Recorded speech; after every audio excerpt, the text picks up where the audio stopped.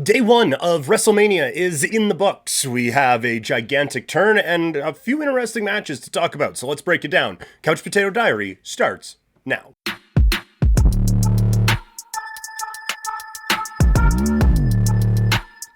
Welcome to Couch Potato Diary, presented by Sea of Dead. My name is Peter Klein. We're going to be focusing in the world of professional wrestling today, as day one of WrestleMania is in the books. We're going to run through NXT Stand and Deliver, and of course, night one of WrestleMania. As always, presented by Sea of Dead. Check out seaofdead403.ca for that great Calgary swag. Stampede Wrestling shirt. Who wouldn't want a Stampede Wrestling shirt on WrestleMania Sunday? So we're going to start with NXT, as it was, pretty fun show, but a couple notes on it. So let's break everything down now as we talk NXT Stand and Deliver. It was a kickoff show for WrestleMania weekend as Stand and Deliver goes down from Las Vegas, Nevada. A couple things to talk about coming out of this one. Well, let's just run through the card, shall we? Ricky Saints against All Ego Ethan Page for the North American Championship. Ricky was so over with this crowd. He got them really fired up for like 10 in the morning in Las Vegas, which is not an easy task after everything going down late on Friday night. As a match, it was good. It wasn't anything special, but it was good, which is kind of, I think, going to be a bit of the theme of day one out at WrestleMania. But this one was good. Like, it's not your traditional kind of opener because it's not like a fast paced, whoa, wow, look at these moves, this gets the crowd going. But I think the character Ricky Saints and him being there was enough to get that crowd fired up and be kind of the opener that you wanted that to be. And so, I mean, it's a testament to Ricky Saints and just how good he has been in his short time in WWE and how much of a connection he has with this audience. Eventually, Saints goes on to win this match, which I think was the right decision to be made. He's just getting going in this. He is perfect in the North American title picture right now. We had kind of talked on the preview show about how the main event picture is kind of lacking in NXT. Now, the result in the main event went a little bit differently than I thought. So, you're not losing a couple of guys, at least it doesn't seem like it right now. But still, it is a little bit on the weak side right now, the men's main event picture, and Ricky Saints certainly fits in there. So I thought that maybe he loses this and gives the title picture a bit of a jumpstart, but instead he's going to continue on as the North American champion. Tag team titles on the line, Fraxium against Hank and Tank. This match, this was the style of an opener that you were expecting from any kind of a wrestling show, right? Like, it's fast-paced, it is crazy. Like, Fraxium themselves, I think they have really found their style and really just a very entertaining group. And look, I said in the pre-show, I had made these guys my worst tag team of the year a couple of years ago because it was just like a randomly thrown together. There's no personality. It was just kind of blah. But they have really found themselves now in this tag team division and got a heck of a match here. And Hank and Tank were there for every step of the way, right? Like, that dive onto the announce table was wild. And then the dive back in to break up the pinfall. I think sometimes it's cool when you have just kind of that shot zoomed in and you don't realize the guy who you thought was dead has come back and broken it up. But I thought it was cool that they kind of framed it so that you could see that guy back there making the run in and diving and breaking everything up. So I thought that was great. And this was where the crowd really gets into the match. I do think that Hank and Tank still have a little bit of refining to do, but they did take it to a whole new level in this match. They were great. This is easily the best performance of their career so far, and it's at the right time as they do win the NXT tag team titles. You have to think that this now means Fraxium makes their way to the main roster. We got the kind of dream match with the Hardys at some point. They don't really have a whole lot to do unless they are going to break them up and try a singles thing with both of them again.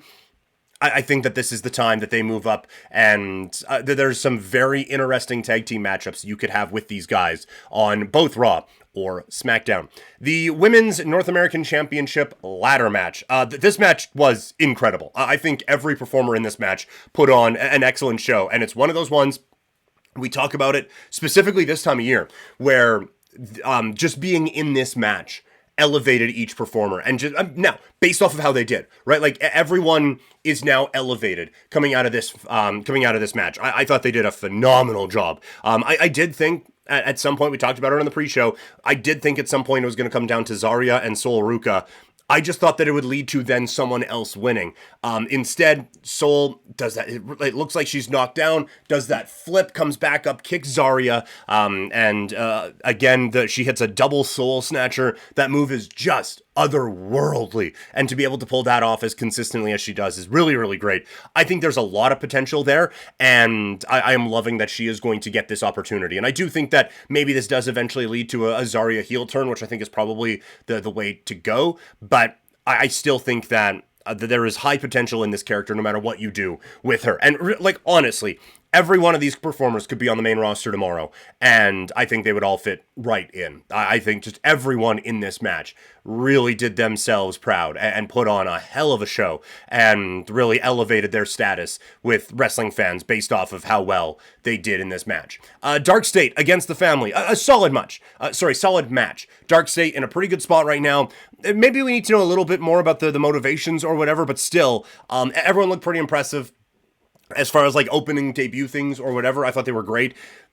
I kind of feel like if at some point we find out that there is another person who is the leader of this group or anything, it kind of makes them all take a step back. Like right now, they do kind of feel like high level potential guys. And I think if you brought in like a lot of people anticipating that maybe Stax is the one who is in charge of this group, or Trick Williams is the one who's kind of running things with this thing, then maybe like, okay, well now they have an established leader with them. But I do kind of feel like that almost puts a bit of a ceiling on what those guys can be. And like, they all obviously have a look that they seem quite impressive in the ring anyway. So I think that might be putting a ceiling on some of these guys and just kind of let a leader develop out of this whole thing.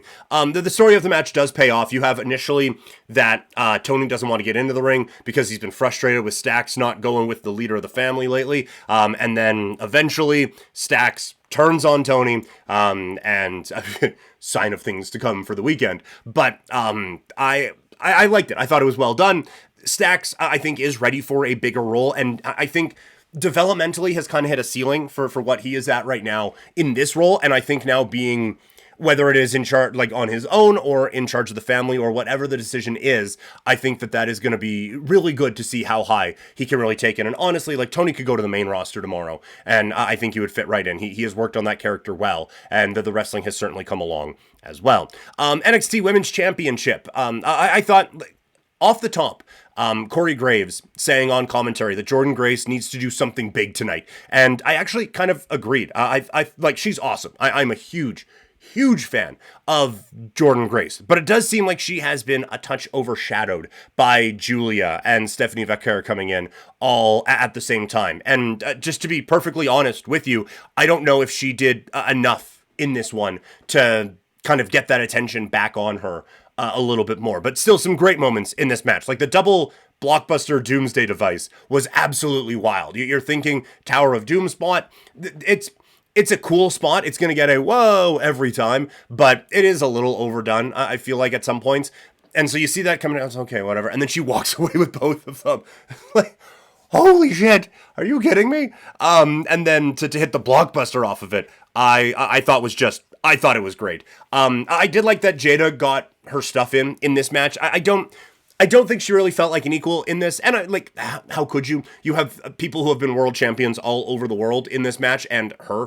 And that's more dismissive of her than I want it to be. She is really talented and really good, and has a lot of pieces that if you fit them all together becomes a star. But it just felt like she was obviously the fourth in this particular match. But overall, this was a really, really good match. The crowd really got into it, and this match delivered. I thought the way that this all went, I thought you could have made this one the main event of the show. I think they really did deliver. Vaquer getting the win is the good call. I did wonder about Julia getting the win because of the heel turn and just kind of starting that one off with a big push with the championship. But Stephanie, and I'm with the news of the day going into Saturday that WWE has bought AAA. I do think that having her with a belt there also kind of helped things a little bit.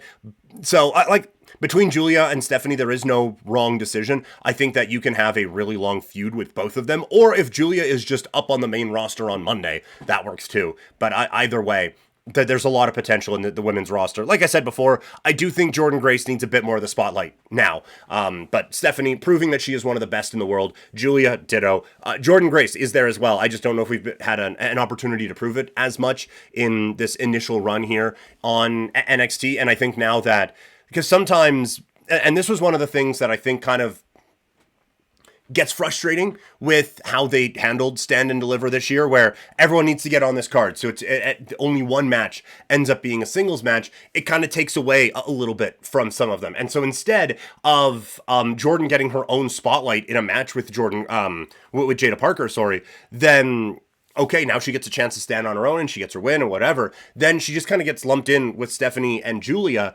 and instead of, okay, well, now she feels like she's on this level, it just kind of felt like she was a background piece a little bit in this. And so I do think coming out of this feud, and now that things kind of reset, we're done with Mania season, this is now a performer that I think should get a bit more of the spotlight down in NXT.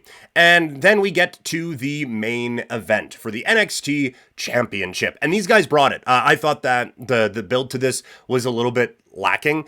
But I did really like a lot of parts of this match. You have at one point a double stack suplex, again, looking like it's going to be like that Tower of Doom type of a thing. But then you have Oba, who suplexes Trick, who also suplexes Javon. Awesome spot. That was really, really cool. Javon, I mean, each guy had a spotlight on them to showcase themselves. And I thought Javon used his in a really entertaining way. There is no real ceiling to how good this kid really can be. Like, obviously the athleticism is there. Obviously, like, you just see kind of how his game has developed in the last little bit. There is immense amount of potential in there, and he's obviously working hard at it as well. So there's something there with this kid for sure. Oba getting his usual power moves over as well. The one part I didn't really love, Trick pulled the referee out of the ring in a way, like, it didn't make a ton of sense because there was a kick out that had already happened. So there's Oba, I can't remember if he hit a spine, but what move that it was that brought this along, but he hits a big move. He is going for a cover. Maybe it was Javon who hit it even. Either way, there was a cover, and it's 1, 2, and a kick out. And you can see Trick is kind of on the one side of the ring, and then you're kind of looking at him like, okay, is he going to get this guy? No, he's not. Oh, shit. Oh, and then there's a kick out of 2. And then Trick pulls the referee out of the ring and docks him, which is, like, would be one thing, but it's a triple threat match. So it's not like there's any DQs or anything anyway. So it didn't really, it didn't make sense to me. It didn't make a whole lot of sense to me at all.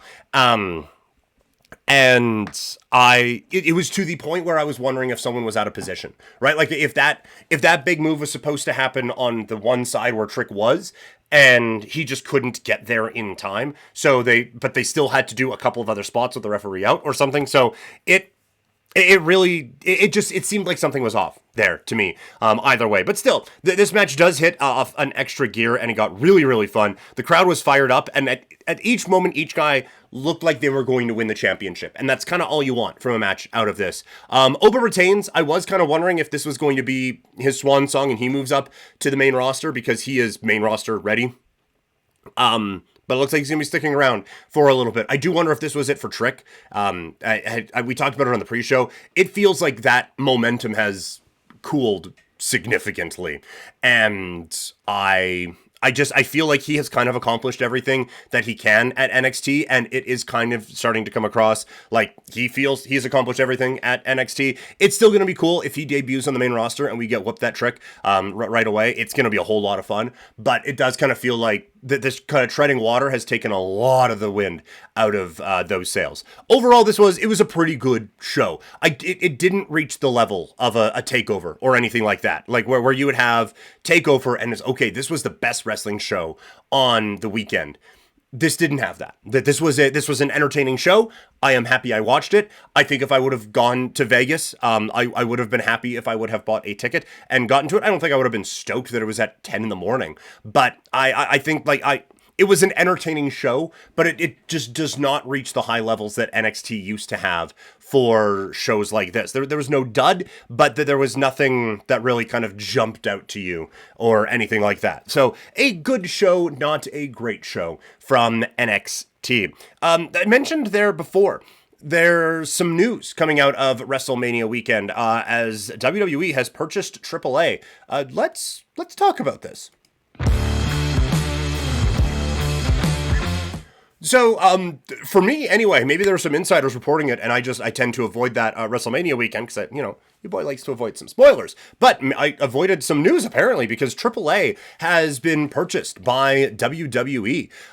This is an interesting move, and one that I didn't necessarily see coming. When you get sued for essentially being a monopoly, that doesn't necessarily motivate you to then go out and start buying shit as a wrestling company in the area where you were just accused of monopolizing. But it's out of it's out of the States anyway, in Mexico. So maybe that limits it a little bit, but it is fascinating, and it kind of makes you think about certain things, right? Because, like, on the one hand, for a while, they were trying to buy everything, right? Because it was tape library, tape library, tape library. Okay, let's go. But they have so much of a tape library now, they're not even putting it anywhere. They're just, like, they are firing out stuff on a WCW YouTube and an ECW YouTube and their own. So, but, like, AAA already has one, so I don't think you get a whole lot from just acquiring the tape library, which is kind of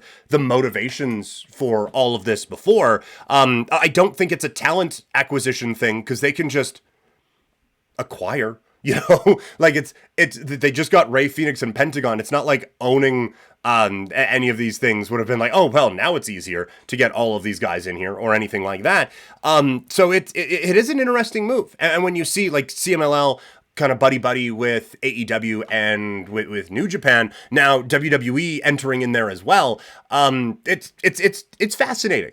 And it's tough to not kind of hold what WWE has done in the past against them for stuff like this. Like, they basically, like, raided and just pillaged the UK independent scene for a really long time, and it took them a bit to build back up. And I, with all due respect, because there's a lot of talent out there, but I don't think they have built back up to the point that they did when it's like Drew McIntyre or Drew Galloway, sorry, out in ICW feuding with Joe Hendry or anything like that when they're going to the Hydro. At least it doesn't feel like it. It hasn't broken through in my way. Maybe that's more of it.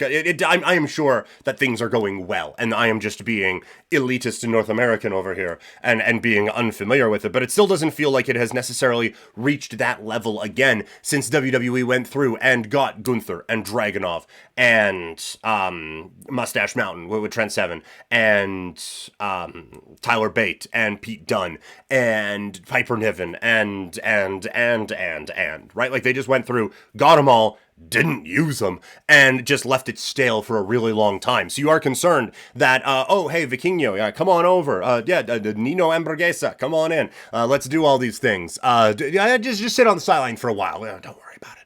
So you are a little concerned that would happen. That was under a previous regime, however. And Triple H has said, like, one of his plans was, like, an NXT in every country.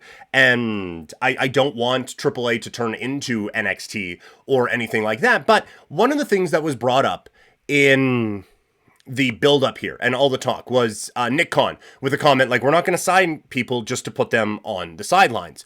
And one of the things that I have been a little disappointed by in the AEW relationship with CMLL and New Japan is, like, we're getting it now with Nick Wayne going to Best of the Super Juniors, but it's been a partnership in just kind of name alone. You'll get a couple of shows where it's, oh, hey, look at that, all the wrestlers are performing. And you'll get some luchadors coming in, and some guys from New Japan as well, I guess, come in, and they'll have, like, a spot match here or there, but there's no real commitment to it.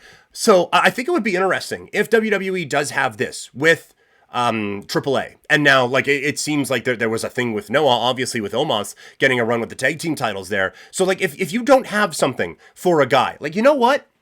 I mean, the Chad Gable one is an obvious example because of the Mexican storyline right now. But Natty, for example, like, she's going off and doing GCW, but she hasn't really been on TV a whole lot. You want to just take a run down in Mexico for a minute? You want to just go hang out down there for 2 or 3 months? We'll pay for accommodation. Or you can just fly. Who cares? Environment be damned, right? We're just sending people to space for no fucking reason. So, I feel like that would be a really good use. Like, you have a very big, very talented roster. And say you have someone in NXT, like a Trick Williams, for example. We've been talking about Trick here on the NXT recap. I've said, like, the momentum has kind of cooled a little bit. So maybe you don't have a spot for him locked in on the main roster, but we can send him off to AAA. We can have him do a couple of shows. We can put some highlights on our thing, flash it out on social media. Hey, here's him kneeing a luchador to hi, holy hell. Cool. And so I do think that would be really, really fascinating for them to be able to now have a few different spots they can send guys off where, you know, how Tyson Kidd was in the early days of NXT. Like, look, We don't got a ton for you right now. We haven't really featured you prominently as a singles guy yet. So you want to go down there and just work for the NXT title for a little bit, and we'll put you in like Fatal 4-Ways with Pac and all these really talented wrestlers and see what we get out of that. And it ended up being a really entertaining run for Tyson Kidd. And I've never talked to him about it, but I would imagine it didn't hurt. And so I think something like that could be beneficial. And just having more spots for some of these guys to go, I think is very fascinating. Now, again, it does mean maybe less spots for guys to go. If, say, you've just been released from WWE, well, a couple of the places that you used to be able to go was TNA and AAA. Not so much anymore. So there's good and bad with all of this. Selfishly, I'm very curious about it. And the main one for me, ultimately, you just hope that this is good for the health of the wrestling industry, both in the States, Canada, and Mexico, and just worldwide. You hope that it is a good thing. I want some of these things to start showing up in video games, all right? We got Abyss coming in now. That's cool. I want the Impact Zone in WWE 2K26. I want to have the AAA ring. I want to be able to wrestle with The Rock and Roman Reigns and have horns going off the whole time. I want that. And give me Lucha Underground. That's another thing. Lucha Underground, when I sign on to Netflix tonight to watch WrestleMania Night 2, I want to see. I want Lucha Underground back. Let me be able to have it legally. Let me have this, okay? But put them in the video game. Let's have all these different, think of the My Rise you could do with, now it'd probably be annoyingly long, but that you could do when you have to pop over to Noah for a minute. And now, okay, well now we're going to Mexico and we're wrestling that guy. And now we have to go down here and now we're in TNA. That's the part of it that I would get the most immediate out of. I want this stuff in the video game. So all those celebrity spots for in the video games that are for NBA guys and stuff like that, just scratch that out. We'll be fine. If you want to throw Halliburton in there, cool. But have it be Vikingo, have one of those spots go to an arena that in Mexico, have it look like that. That's all I want. I want the Impact Zone is what I want from video games. So selfishly, that's what I take. But very interesting news and a lot of different layers to kind of try to figure out with everything involved in this particular move. But apparently we're getting a Worlds Collide show in Los Angeles in June. That should be a lot of fun. So I'm really fascinated by this news. One more, little itty bitty thing that happened yesterday. Oh, WrestleMania Night 1. Let's break down the show of shows, the Night of Nights, Part 1 from the WWE.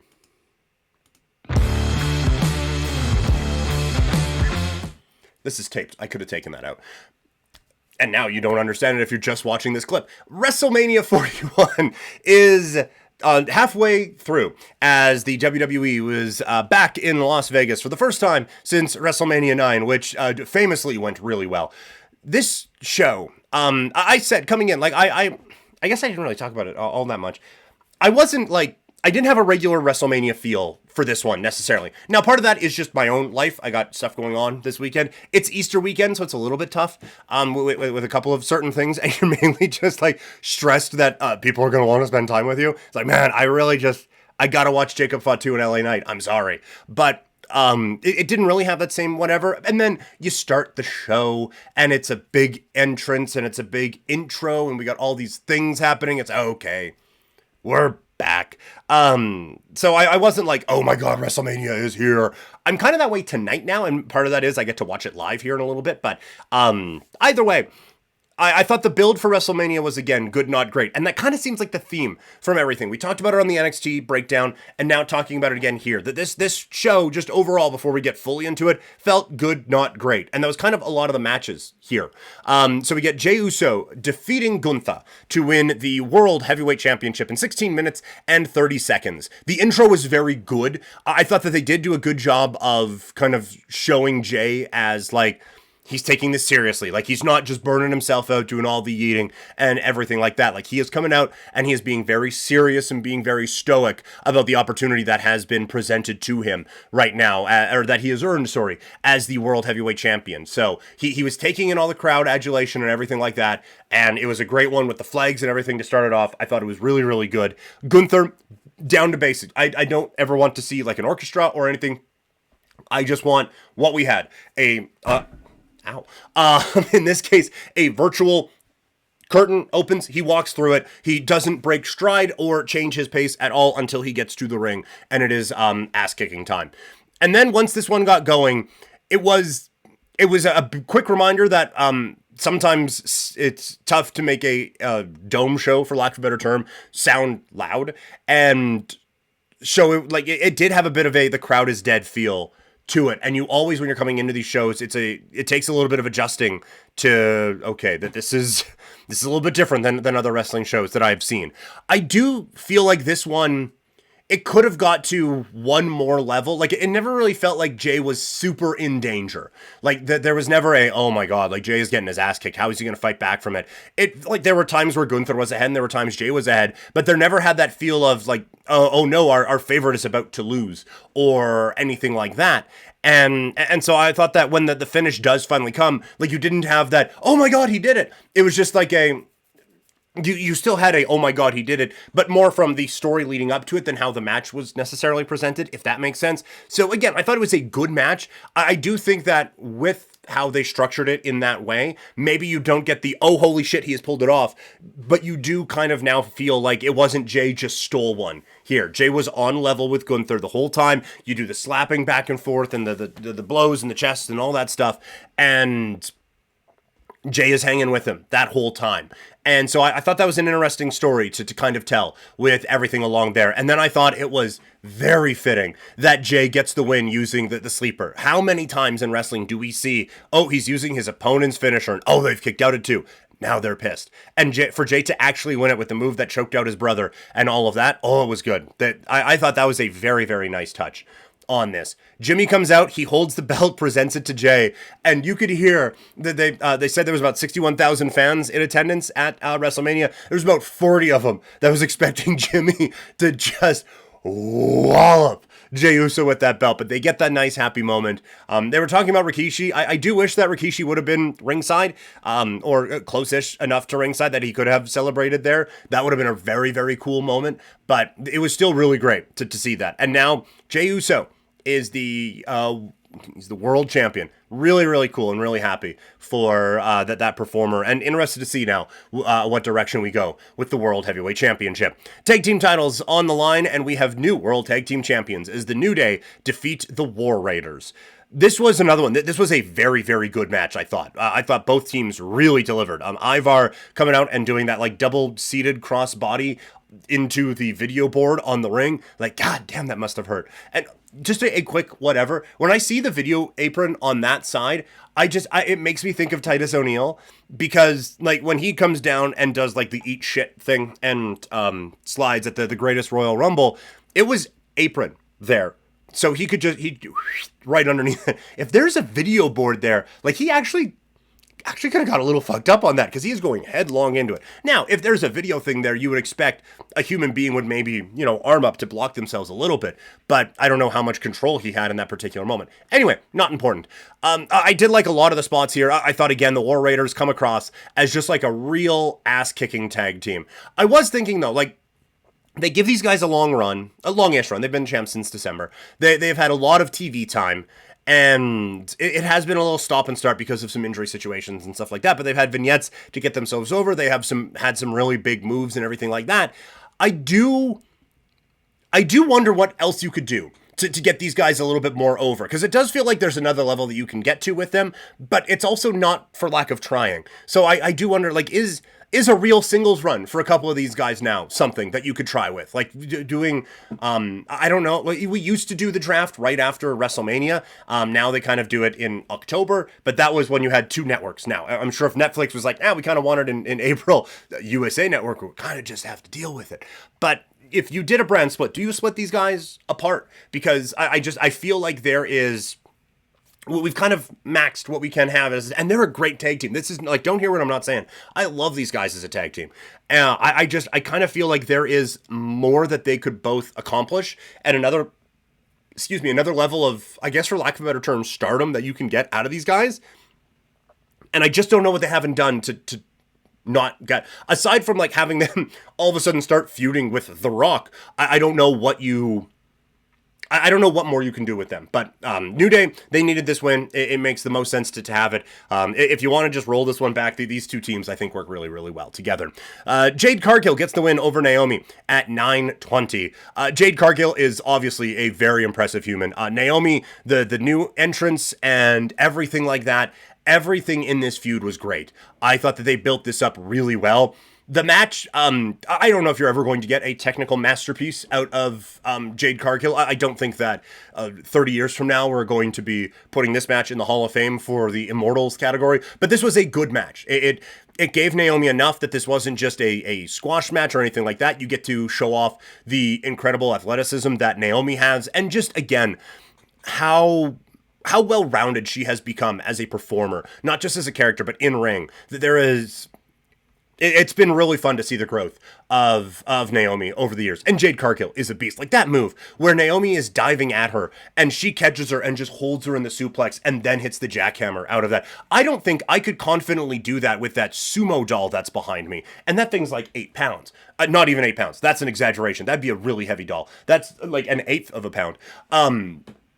Jade Cargill did that with a human. And that's where wrestling's fake. It's like, yeah, she knew she was diving at her.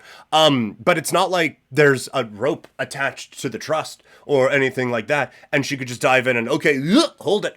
And you get to, no, she's doing that with a person. Like at some point, I'm sure there's a way you can dive that makes it easier to be caught and then suplexed. But it is, I would assume, quite difficult to slow yourself down mid-air and allow yourself to be caught in that way. So just incredible athleticism, and Jade ends up getting a big win here, and now you're just hoping she can stay healthy and we can really build some momentum around a very, very fun character. Jacob Fatu is the new United States champion in his victory over LA Knight. Yeah, the finish comes at 10:40. This was good. This was really, really good. And this was the first time the crowd really started to get into some stuff on this particular show. You have the springboard moonsault that Jacob Fatu does, and LA Knight turns it into the BFT. That was excellent.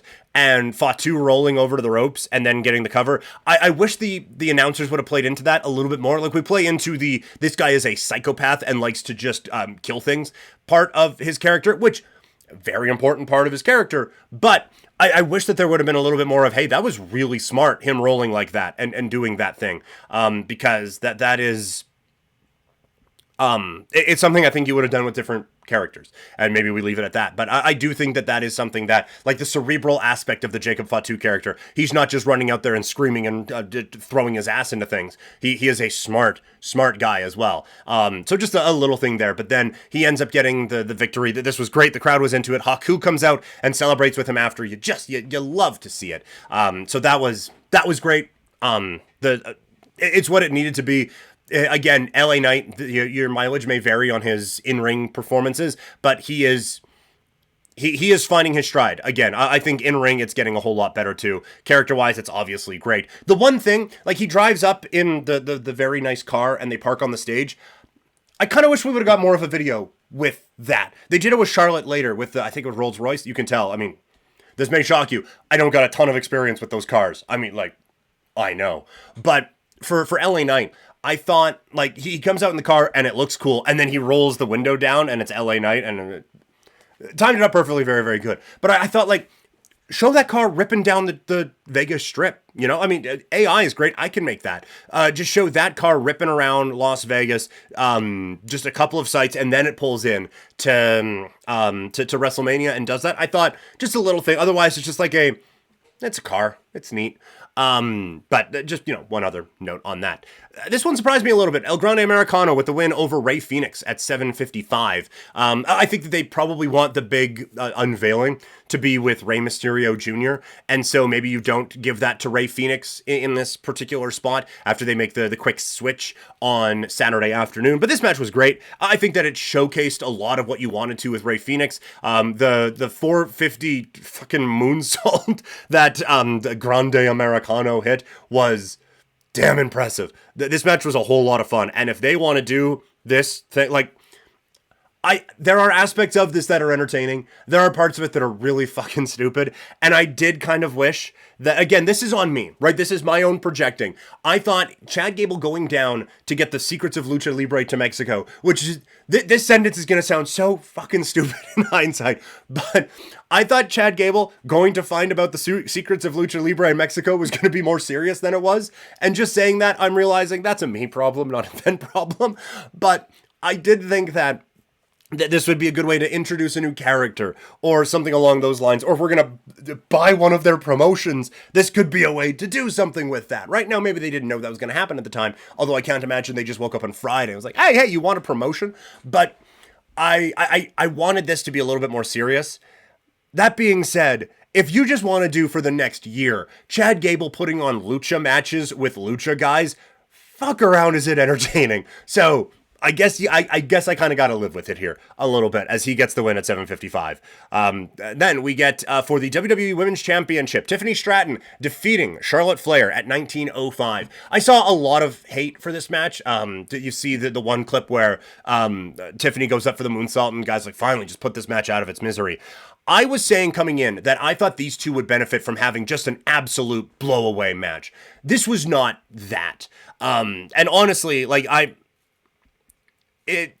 was it the worst match? It might have been the worst match on the card, actually. Now we're going through it. For what it kind of needed to be, and I think what you would have the expectations of. Again, Jade and Naomi may not be your style. Like Jacob Fatu and LA Knight, like I said, your mileage can vary on that one as well. But this one wasn't exactly that show-stealing performance, but it also wasn't Jimmy and Jay from a couple of years ago or anything like that. What was that last year? That was last year. Either way, it wasn't those guys from from last WrestleMania. This was again, it was a good match. It wasn't a great match. You give Tiffany Stratton the really big entrance. She gets her face busted up a little bit so you can play up the kind of the muscle Barbie thing a little bit. Charlotte looked good. It didn't find that next gear for me that I was kind of hoping that it would at 19:05. But Tiffany Stratton retains, and I think ultimately that's the right move. And then we get to the main event, the triple threat match.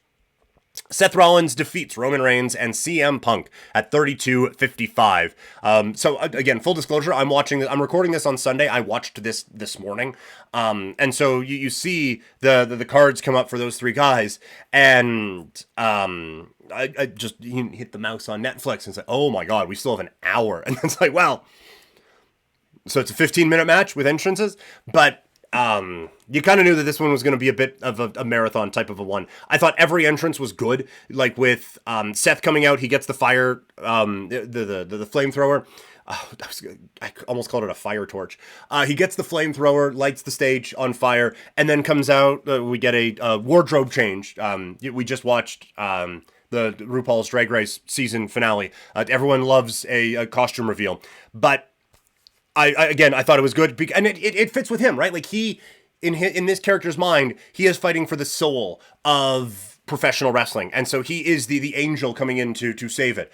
Maybe a bit of symbolism on this particular weekend, but still, I thought a great entrance. Roman, he is alone, but is he alone? Because he has all the family members on his video screens and stuff like that. So I thought that was great. And then the CM Punk, where he is repeating some of his classic promos and everything like that. And we get the old Kill Switch Engage theme and everything there. I thought every entrance was perfect, hit the mark that it needed to. I thought the match was great. I thought the spot where, every time Rollins and Roman were going to kind of work together, Roman breaks that up immediately. It's like, no, we're not doing this. No, we're not doing this. And you do wonder, like, just to really overthink things from a character standpoint, if Seth is looking at this and it's like, man, you don't know this, but I got your guy. Like you can have everyone together if you want. I got your dude. Let's be together on this. Let's do this here.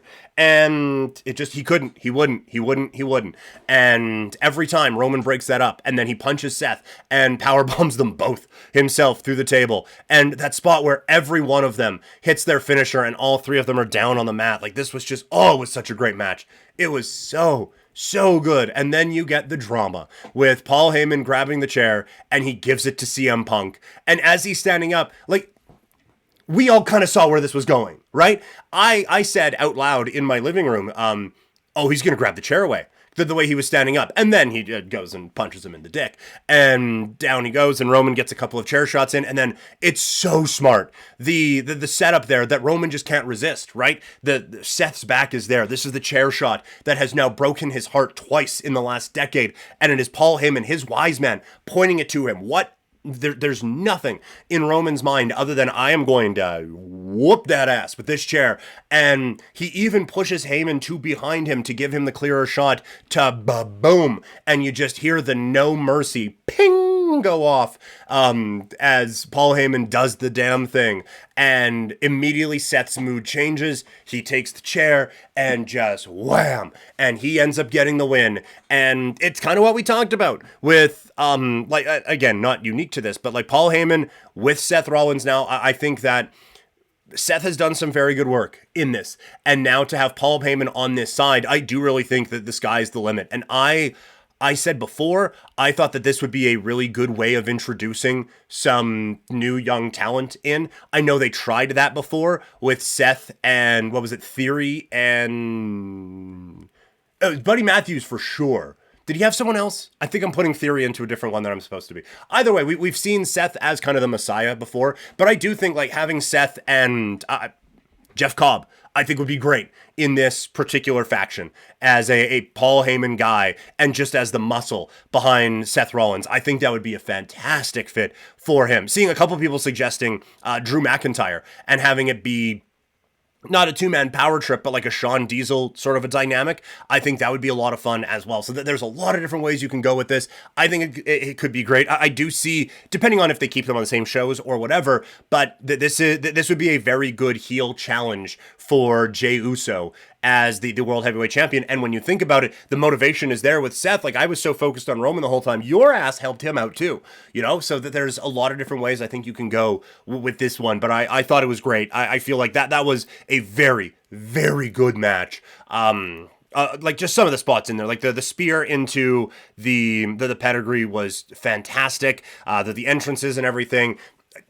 You felt a certain way when Heyman shows Punk his watch, and like, hey, it's clobbering time, and gives him the kiss on the head. It's like, man, that was cool. That part was really cool. So overall, that match, you end on, like, it's not the high that you're thinking you're going to because the bad guy wins, but you ended on like a very impactful note, and now we're getting ready for what should be a very fun night too. So that is going to do it. Thank you all so much for hanging out today. Keep it locked here. If you are listening, make sure you leave a review. That stuff really does help. I could use those right now. And hit that subscribe button. If you are watching on YouTube, subscribe as well. Hit a like, and let me know what you think in the comment section below. Would love to hear your guys' opinion. Try to apply to everything that we get in the comments section. I don't know if we'll be able to go live right after this show on Sunday night, but I am going live quite a bit. So here on YouTube, /@CouchPotatoDiary, and on kick.com/PrimetimePK and twitch.tv/PrimetimePK. Make sure you check out that Sea of Dead, seaofdead403.ca, little Stampede Wrestling swag to get on for your WrestleMania. And we got 25% off right now, so wins all around.